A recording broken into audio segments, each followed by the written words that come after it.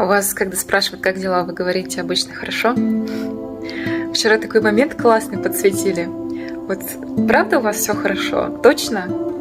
А вы не думаете, что завтра или послезавтра вас не будет уже? Вы все умрете. И я, и все остальные. Почему никто не думает об этом? Что происходит, люди? Почему все живут в иллюзии? Ведь посмотри, даже если ты молодой или молодая, то ты же также можешь уйти из этой жизни. Почему никто об этом не думает? Сколько молодых умирает? Сколько в расцвете сил людей умирает? Почему никто не думает, что будет потом, после жизни? Почему нужно думать?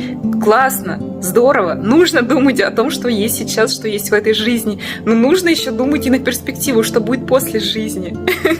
Почему никто не думает о этой духовной составляющей? Люди, проснитесь. Реально нас завтра уже не будет здесь. Почему вы ждете, когда стукнет по голове кто-то?